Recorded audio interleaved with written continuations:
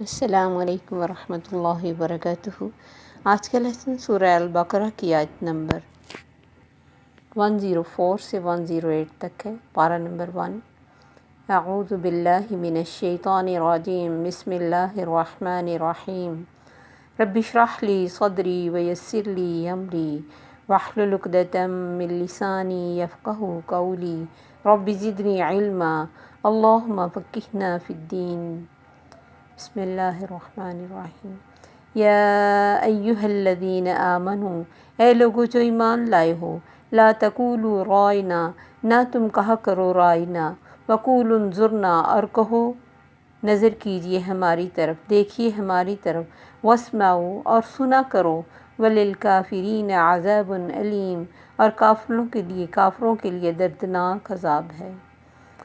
نبی صلی اللہ علیہ وسلم کی مجلس میں مسلمانوں کے ساتھ ساتھ منافق بھی شامل ہوتے تھے، کیونکہ وہ خود کو اسلام کے خیر خواہ اور اسلام کے ماننے والے شو کرتے تھے، اور پھر وہاں سے وہ کئی چیزیں نکالتے تھے جس سے وہ شرارتیں کر سکیں، ان کو تبدیل کر سکیں، مسلمانوں کے دلوں میں ڈاؤٹ ڈال سکیں یا کچھ غلط بات کر سکیں۔ تو مسلمان جب نبی صلی اللہ علیہ وسلم کی کسی بات سے سمجھ نہیں آتی تھی تو صحابہ کہتے کہ رائنا، یعنی ہماری رعایت کیجئے، ذرا ہماری بات سنیے۔ جیسے عموماً ہم کسی کو کچھ کہنے سے پہلے کہہ دیتے ہیں ایکسکیوز می، اس طرح کی کوئی بات جیسے آج کل مشہور ہے۔ تو یہ عرب میں طریقہ تھا کہ کسی کو اپنی طرف متوجہ کرنے کے لیے یہ لفظ بولا جاتا، لیکن ان یہود منافقین نے اور یہود نے، یعنی یہ یہودیوں سے ہی امپریس ہو کے منافق بنتے تھے جو دوسرے عام لوگ تھے، اور یہودیوں میں بھی منافق تھے، تو جو بھی محفل میں منافق ہوتے انہوں نے اس لفظ کو چینج کیا، انہوں نے رائنا کی بجائے رائینا کہنا شروع کر دیا، جس کا مطلب تھا ہمارا چرواہا، یعنی اپنی طرف سے مذاق اڑایا۔ مسلمانوں کو تو اتنی چھوٹی سی بات کا اتنا کلیئر پتہ نہیں، کیونکہ وہ زبان دبا کر بات کرتے تھے تو اتنی کلیئر نہیں ہوتی تھی، لیکن اللہ سے کیا چھپا ہے۔ اللہ تعالیٰ نے مسلمانوں سے فرمایا کہ ایمان والو، تم رائنا کہا ہی نہ کرو، بلکہ کہا کرو انظرنا واسمعوا، کہ ہماری طرف نظر کیجئے اور غور سے سنا کرو کہ بار بار تمہیں اس طرح کی کوئی بات کہنی ہی نہ پڑے۔ اور انظرنا ایسا لفظ ہے جس کو یہ بدل نہیں سکیں گے، اور یہ ان کا پیچھے بھی ہم نے پڑھا کہ حتتن کو انہوں نے ہنتتن کہا، تو یہ بھی نان سیریس رویہ نظر آتا ہے کہ وہ بات کو بدلتے تھے، حتیٰ کہ نبی صلی اللہ علیہ وسلم کو السلام علیکم کی بجائے السلام علیکم کہتے، جس سے ایک دفعہ حضرت عائشہ رضی اللہ عنہ کے پاس آپ بیٹھے تھے، انہوں نے کسی نے آ کے اس طرح کا سلام کہا تو انہوں نے کہا تم پر موت ہے۔ نے فرمایا عائشہ حرام سے، کہا اللہ کے نبی آپ نے سنا نہیں انہوں نے کیا کہا؟ فرمایا آپ نے نہیں سنا میں نے کیا کہا؟ انہوں نے السلام علیکم کہا، میں نے کہا وعلیکم، تو ان کی تو میرے حق میں بات قبول نہیں ہوگی، میری بات ان کے حق میں قبول ہو جائے گی۔ تو پھر یہ غلط بات کہتے اور پھر کہتے لولا یعذبنا اللہ بما نقول، ہم جو کہہ رہے ہیں اس پر اللہ ہمیں عذاب کیوں نہیں دے رہا، ہم اس کے نبی کو اتنی بری بات کہہ رہے ہیں۔ تو اللہ تعالیٰ نے جگہ جگہ ان کی یہ تمام حرکتیں بتائیں کہ یہ تمہاری حرکتیں شروع سے چلی آ رہی ہیں، اور ایسے کفر کرنے والوں کے لیے دردناک عذاب ہے۔ ما یود الذین کفروا من اہل الکتاب ولا المشرکین، اور کبھی بھی دل سے یہ کافر نہیں چاہتے، نہ ہی اہل کتاب چاہتے ہیں اور نہ ہی مشرک، ان ینزل علیکم من خیر من ربکم، کہ تم پر تمہارے رب کی طرف سے کوئی بھلائی نازل ہو۔ واللہ یختص برحمتہ من یشاء، اور اللہ خاص کر لیتا اپنی رحمت سے جس کو وہ چاہے۔ واللہ ذو الفضل العظیم، اور اللہ بڑے فضل والا ہے۔ یعنی یہ کبھی بھی نہیں چاہتے، یعنی کہ اس وقت نبی صلی اللہ علیہ وسلم اور مسلمانوں پر اللہ کی طرف سے احکامات آ رہے تھے اور مختلف فائدے ان کو مل رہے تھے اور آسانیاں آ رہی تھیں اور اللہ کی رحمتیں آ رہی تھیں، اور پھر یہ اللہ نے فرمایا، اور پھر جنگوں میں بھی فائدے ہو رہے تھے، تو اللہ نے فرمایا یہ کبھی بھی نہیں چاہتے کہ تم پر کوئی اللہ کی طرف سے اچھا حکم آئے یا تمہیں کوئی خیر پہنچے، اور یہ ہمیشہ سے ہے، کفر ہمیشہ اکٹھا ہو جاتا ہے مسلمانوں کے خلاف، کیونکہ مسلمان کفر کے ساتھ کمپرومائز نہیں کر سکتے، جبکہ کفر ایک دوسرے کے ساتھ کمپرومائز کر لیتا ہے، وہ ایک دوسرے کے ساتھ مکس ہو جاتا ہے، کیونکہ ان کے بیسک کوئی احکامات نہیں ہوتے، ایک کا حکم دوسرے میں جا کے مکس کر لیتے، یا پھر وقتی طور پہ اپنے فائدے کے لیے اپنے ڈربے میں چلے جاتے ہیں، جبکہ مسلمان کبھی بھی ایسا نہیں کر سکتا۔ اس کا ایک الگ سے نظریہ ہے، آئیڈیالوجی ہے اور بہترین ہے، یہ کسی کے ساتھ مکس ہو ہی نہیں سکتا، ان کی ہر بات ہم سے مختلف ہے۔ تو اللہ فرماتے ہیں یہ کبھی بھی نہیں چاہتے، اور یہ آج بھی نہیں۔ کوئی بھی توحید کا ذکر کرے گا، توحید کا جھنڈا لے کے کھڑا ہوگا، لوگ اس کے یہی لوگ خلاف ہوں گے، کچھ اہل کتاب ہوں گے، کچھ مشرک ہوں گے، اور وہ اس میں مین میخ نکال کے اور اس کو لیٹ ڈاؤن کر کے کبھی اس کے گھر پہ حملہ کریں گے، کبھی اس کی ذات پہ حملہ کریں گے، کبھی اس کی اولاد پہ حملہ کریں گے، کیونکہ اس وقت نبی صلی اللہ علیہ وسلم پر اللہ کی طرف سے وحی آ رہی تھی، تو ان کو تھا کہ ان کے اوپر کوئی اچھی بات نازل نہ ہو۔ جیسے نبی صلی اللہ علیہ وسلم نے فرمایا، یہودیوں کو تمہارے آمین اور سلام سے جتنی حسد ہے اور کسی چیز سے، یعنی ان کو تھا کہ یہ اتنی خوبصورت ان کو دعا ملی ہوئی ہے، تو اس وجہ سے ان کی چھوٹی چھوٹی باتوں پہ حسد شروع ہو جاتا تھا۔ اللہ نے فرمایا یہ میری رحمت ہے، میں جس کو چاہوں وہ عطا کروں، جس پہ چاہے اپنا فضل کروں۔ یہ کون ہوتے ہیں اللہ کے حکموں پر اعتراض کرنے والے؟ فضل والا تو اللہ ہے، اس کے ہاتھ میں ساری بادشاہی ہے۔ آگے اللہ نے فرمایا مَا نَنسَخْ مِنْ آیَةٍ أَوْ نُنْسِهَا نَأْتِ بِخَيْرٍ مِّنْهَا أَوْ مِثْلِهَا، ہم کسی بھی نہیں منسوخ کرتے، ہم کسی آیت کو یا ہم بھلا دیتے ہیں، لے آتے ہیں اس سے بہتر یا اس سے ملتا جلتا۔ أَلَمْ تَعْلَمْ أَنَّ اللَّهَ عَلَى كُلِّ شَيْءٍ قَدِيرٌ، کیا تم نہیں جانتے کہ بے شک اللہ ہر چیز پہ قادر ہے؟ اللہ تعالیٰ کا یہ قرآن ہے اور اللہ کے حکم ہم کائنات پر چلتے ہیں۔ کچھ احکام تھے قرآن میں جن کی آیات نہیں ہیں، اور کچھ آیات تھیں جن کے احکام نہیں ہیں، یا پھر کسی حکم کو نافذ کیا گیا اور بعد میں اس کو کسی اور کے ساتھ بدل دیا گیا۔ اس پر بھی یہود کو اعتراض تھا۔ ان کا خیال تھا کہ تورات کسی بھی صورت میں بدلی نہیں جا سکتی۔ پھر یہ مسلمانوں کے دلوں میں ڈالتے کہ اگر تورات بھی اللہ کی طرف سے، قرآن بھی اللہ کی طرف سے، تو ان کے احکام میں اختلاف کیوں ہے؟ کیونکہ قرآن میں کوئی ایک حکم آتا اور اس کی جگہ کوئی اور حکم آ جاتا تو کہتے کہ اللہ کو پہلے نہیں علم تھا، پہلے ایسے کیوں کیا، اب کیوں دیا؟ تو اس طرح ان اعتراضات کا جواب اللہ تعالیٰ نے اس آیت میں دیا کہ یہ میں کسی آیت کو منسوخ کروں یا بھلا دوں یا اس سے بہتر لے آؤں یا اسے ختم کر دوں، میں ہر چیز پہ قادر ہوں۔ اللہ کی یعنی باتوں پہ اعتراض ایک عبد کا حق ہی نہیں بنتا، کیونکہ یہ دل میں مسلمانوں اور اسلام اور نبی صلی اللہ علیہ وسلم کے خلاف دل میں حسد رکھتے تھے، تکلیف تھی ان کو کہ یہ آنر ان کو کیوں ملا۔ اس وجہ سے اس طرح کے اعتراضات نکال کے مسلمانوں کے دلوں میں ڈاؤٹ پیدا کرتے تھے، اور اس طرح کے اعتراضات ابھی بھی بہت سارے نکالے جاتے۔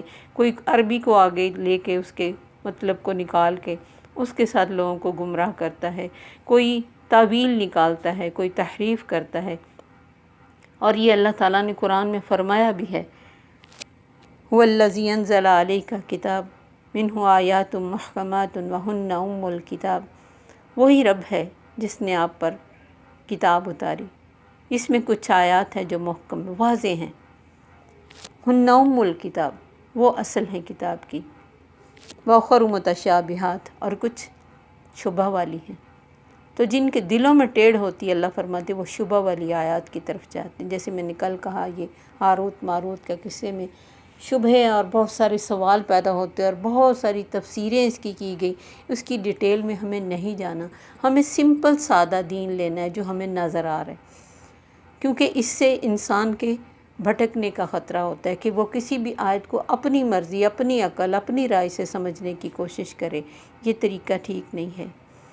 جیسے نبی صلی اللہ علیہ وسلم کو لیلۃ القدر کے بارے میں بتایا گیا، جب نبی صلی اللہ علیہ وسلم فرماتے کہ میں باہر آیا تو دو لوگ جھگڑا کر رہے تھے، ان کے جھگڑے کی وجہ سے مجھے بھلا دیا گیا کہ وہ کون سی رات تھی جو لیلۃ القدر، اب ہمیں ان 10 اور 5 راتوں میں تلاش کرنے کا حکم دیا گیا۔ تو اللہ فرماتے کسی چیز کو ہم بھلا دیتے ہیں، ہم اس سے بہتر لے آتے ہیں، ہمارے لیے یہ بہتر ہوگا کہ ہم ان راتوں میں جاگیں اور عبادت کریں، اسپیشل ایک رات کی بجائے۔ اس کو بھی بہت سارے لوگ اسپیسیفک سمجھ کے تو جاگ لیتے ہیں۔ تو اللہ کا کام ہے کہ وہ کسی چیز کو منسوخ کرے یا رہنے دے۔ اس میں مختلف چیزیں منسوخ، جیسے بیوہ کی عدت پہلے 1 سال تھی کہ وہ گھر سے نہیں نکل سکتی کسی اہم ضرورت کے بغیر۔ پھر اس کو 4 ماہ 10 دن تک کر دیا گیا۔ پھر سورہ نساء میں زانیہ عورت کی یہ سزا تھی کہ اسے گھر میں عمر قید کی جائے گی، اور لیکن اس کے بعد سورہ نور میں کوڑے مارنے کا حکم آیا تو وہ بھی منسوخ ہو گئی۔ تو آسانیاں ہی دی اللہ نے، کچھ غلط نہیں کیا۔ اور اسی طرح اور ایک تدریجی احکامات بھی ہوتے ہیں، جیسے شراب کو اللہ نے ایک دم سے ختم نہیں کیا، اور اس کو پہلے برا کہا، پھر کہا کہ اس کا منافع جو ہے اس کے گناہ سے کم ہے، اس کے فائدوں سے کم ہے، پھر اس کو اس سے آہستہ آہستہ روک دیا گیا۔ تو یہ اللہ کے کام ہے، جو کس طرح بھی کرے۔ ہم کون ہوتے ہیں اس میں کوئی اعتراض کرنے والے؟ یا کوئی بھی انسان جو اس میں اعتراض کرتا ہے اور اس میں دائیں بائیں جاتا ہے تو سمجھے کہ وہ اس کے اپنے اندر مسئلہ ہے۔ اللہ کے حکموں کو ایز اٹ از لینا، اور سمپل طریقے سے اللہ نے موسیٰ علیہ السلام کو بھی کہا تھا تورات کے بارے میں، یأخذوا بأحسنہا، اس کا احسن لے لو۔ اور ہم میں سے کوئی بھی انسان کبھی بھی پرفیکٹ نہیں ہو سکتا۔ حضرت عمر رضی اللہ عنہ فرماتے تھے کہ ہمیں منع کیا گیا تکلف سے۔ تکلف کا مطلب کہ بہت سارے سوال کریں یا بحثوں میں پڑیں، ہمیں اللہ کے نبی نے منع کیا۔ آپ فرماتے تھے جس چیز کا میں حکم دوں اسے لے لیا کرو، جس کے بارے میں خاموشی اختیار کروں اس میں تم بھی چپ رہا کرو۔ الم تعلم ان اللہ لہ ملک السماوات والارض، کیا تم نہیں جانتے کہ اللہ ہی کی بادشاہت آسمان اور زمین میں ہے؟ وما لکم من دون اللہ من ولی ولا نصیر، اور تمہارے لیے اللہ کے سوا کوئی دوست اور مددگار نہیں۔ یعنی وہ بادشاہ ہے کائنات کا، زمین کا، آسمان کا، انسانوں کا، پوری کائنات کا، اور اللہ کے سوا کسی کا کوئی دوست اور مددگار نہیں ہو سکتا۔ وہ کوئی بھی حکم اپنا نازل کرنا چاہے، وہ لاگو کرنا چاہے، کوئی اس کے خلاف بولے گا یا اس حکم کو نہیں مانے گا تو اس کے لیے بھی اللہ کے سوا کوئی دوست اور مددگار نہیں۔ کہاں جائے گا وہ؟ اگر اس حکم پر وہ عمل نہ کر سکے تب بھی گناہ گار ہوگا۔ جیسے اللہ نے فرمایا رہبانیت انہوں نے خود نکال لی، پھر اسے نبھا نہ سکے جیسے نبھانا چاہیے تھا، اپنی جانوں پر تنگی ہو گئی، اور اللہ کی نیچر سے اور نیچرل لائف سٹائل سے ہٹ کے جب اپنی زندگیوں کو گزارنا چاہا تو اپنے لیے ہی مصیبتیں پڑی اور اندر برائیاں شروع ہو گئیں۔ تو یہ جو بھی اللہ ہمارے لیے کرتا ہے وہ ہماری فطرت کے مطابق ہمیں احکام دیتا ہے، تو اللہ کے سوا کسی کا بھی کوئی دوست اور مددگار نہیں ہے۔ ام تریدون ان تسألوا رسولکم کما سئل موسیٰ من قبل، کیا تم یہ چاہتے ہو کہ اپنے نبی سے سوال کرو جیسے موسیٰ سے ان لوگوں نے سوال کیے، ان کے بڑوں نے؟ کیونکہ یہ مختلف سوالات نکال کر تو مسلمانوں کو کہتے کہ یہ پوچھو اپنے نبی سے، یہ پوچھو اور یہ پوچھ کر بتاؤ، اور ان سے کہو یہ ایسے کیوں ہوا ہے، وہ ایسے کیوں ہوا۔ تو انہوں نے، اللہ تعالیٰ نے کہا کہ تم کیا چاہتے ہو کہ جس طرح انہوں نے سوال کر کے اپنے دین کو تنگ کر لیا تم بھی تنگ کر لو۔ کسی علم کے اضافے کے لیے تو سوال جائز ہے، جیسے اللہ نے فرمایا فَاسْأَلُوا أَهْلَ الذِّكْرِ إِن كُنتُمْ لَا تَعْلَمُونَ، اگر تم نہیں جانتے تو اہل ذکر سے پوچھ لو۔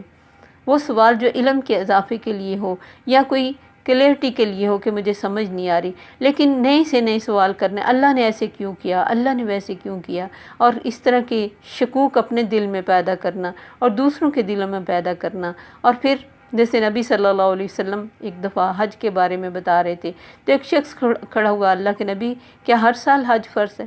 تو ایک بے معنی سوال تھا۔ نبی صلی اللہ علیہ وسلم خاموش رہے، بعد میں آپ نے فرمایا اگر میں کہہ دیتا ہاں تو فرض ہو جاتا تو کیا تم کر پاتے ہر سال؟ تو کتنا بڑا یعنی تکلیف ہوتی مسلمانوں کے لیے کہ ہر بندہ ہر سال حج کر ہی نہیں سکتا تھا۔ تو اس طرح کے بے موقع سوال سے منع کیا گیا۔ یہ بعض دفعہ کسی کو ڈی گریڈ کرنے کے لیے یا اپنے علم کو آگے کرنے کے لیے یا خود کے اوپر توجہ چاہنے کے لیے یہ لوگ اس طرح کے سوال کرتے تھے جو اہل کتاب میں سے تھے یا منافقت رکھتے تھے۔ وَمَن يَتَبَدَّلِ الْكُفْرَ بِالْإِيمَانِ فَقَدْ ضَلَّ سَوَاءَ السَّبِيلِ، اللہ نے فرمایا جو بھی بدل دے کفر کے ساتھ ایمان کو، یعنی ایمان کے بدلے میں کفر لے لے، تو وہ بھٹک گیا سیدھے راستے سے، وہ اپنی سیدھی راہ گم کر بیٹھے گا۔ جو بھی دائیں بائیں بھٹکنے کی کوشش کرے گا، جیسے نبی صلی اللہ علیہ وسلم نے ایک لکیر کھینچ کر اپنے صحابہ کو سمجھایا تھا کہ میرے صحابہ یہ ہے صراط مستقیم، اور دائیں بائیں بے شمار لکیریں ہیں، اگر تم ان میں جاؤ گے تو بھٹک جاؤ گے۔